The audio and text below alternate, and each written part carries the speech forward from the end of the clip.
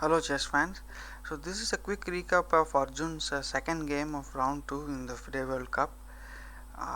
He plays Grandmaster Martin Petrov and plays a very fascinating and beautiful attacking game of chess. Um, so he starts with the English opening, which is the trend to take the opponents out of their preparation because it's quite versatile and can lead to many different types of structures. And we get this reverse Sicilian type positions, and after the four knights come out, Arjun plays d4, immediately opens up the position. He wants a sharp game, and black plays bishop b4, which is very solid. He's trying to create weaknesses on white's queen side, double up his pawns, give up the bishop pair, and complete the development. This is the general idea of this move. White plays g3, black takes and puts a question on the c4 pawn, but Arjun plays a very aggressive and very nice attacking move here. So he plays e4, uh, protecting c4 while giving up the pawn on e4.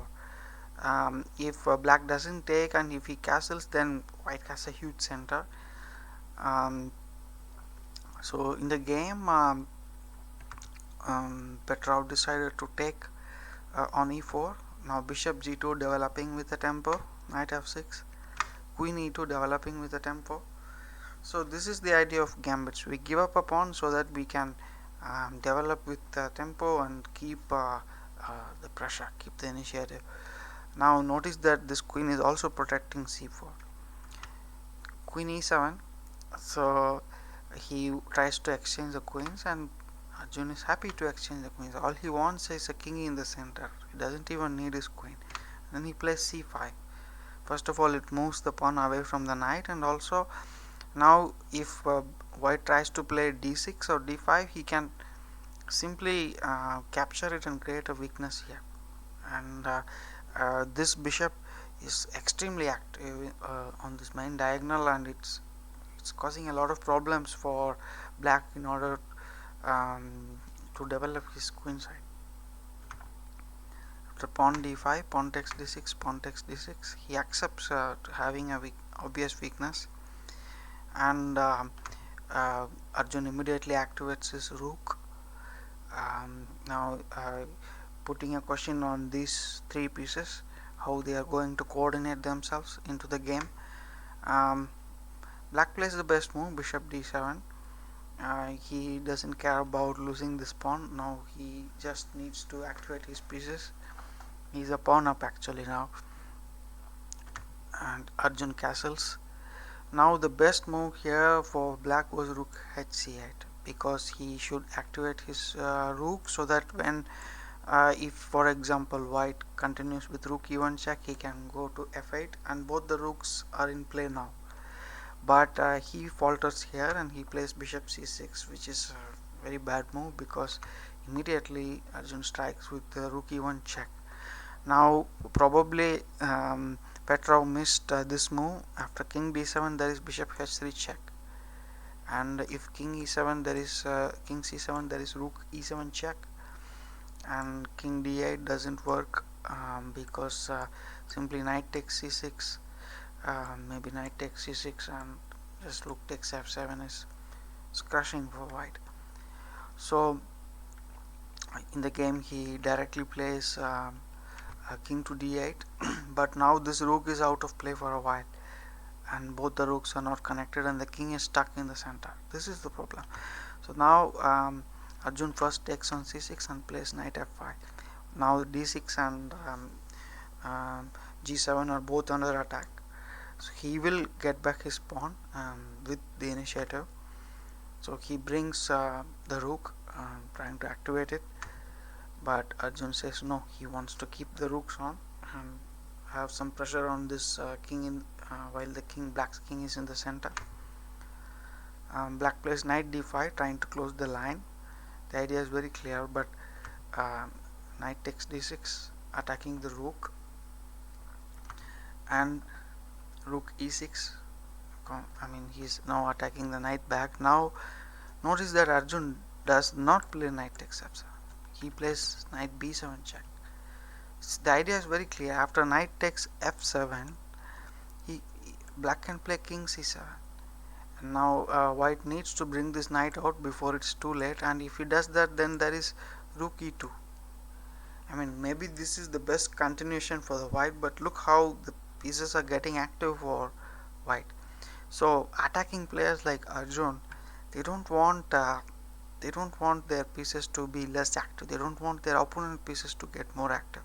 So what Arjun does is very instructive. He plays knight b7 check, and after knight takes b7, again does not take on b7. He he keeps his opponent just to be reacting to his moves. He plays c4.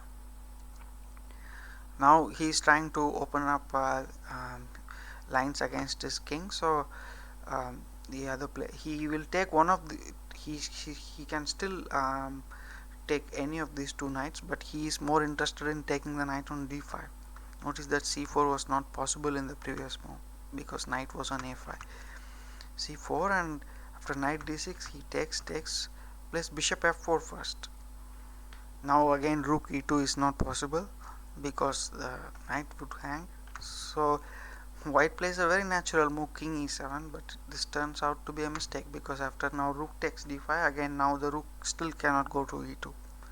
Arjun has accomplished all he wanted. He won back his pawn with the initiative, did not allow the rook to go to e2. Very, very, very instructive way. So black tries to bring his last piece into the game, but it's too late because after bishop e3, this pawn cannot be saved.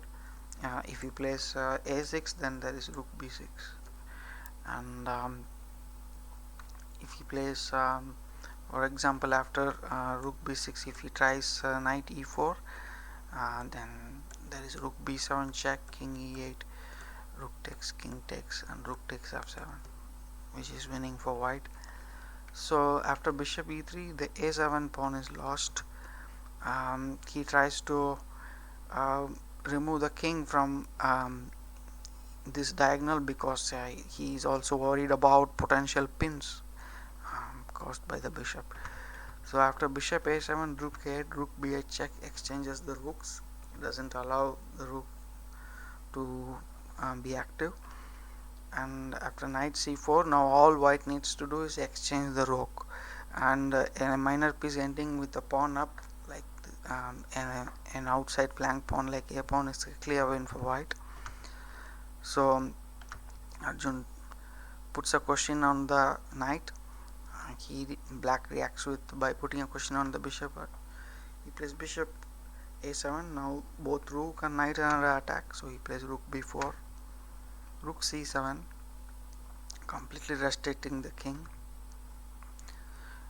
Black tries knight e5, but here there is a pretty move, rook e7, and he is successful in exchanging the rooks. And once the rooks are off the board, this is fairly straightforward endgame to win.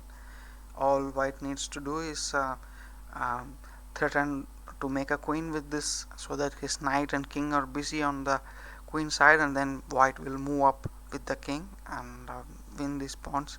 He does it in style, Arjun. He improves the position of his king and then plays bishop b6. Now black doesn't have any plan. He can go and capture this bishop, but he's going to lose these two pawns, and one of these two white pawns will become a queen. Very nice game. It's not a classical attacking game where you checkmate the opponent with the king in the center, but Arjun shows how to make use of these small initiatives, and he sacrifices a pawn to quickly develop, keep the king in the center, and maintain structural pressure, and then convert it into a beautiful winning endgame. So surely Arjun is one of the favorites now to win this tournament with this kind of form.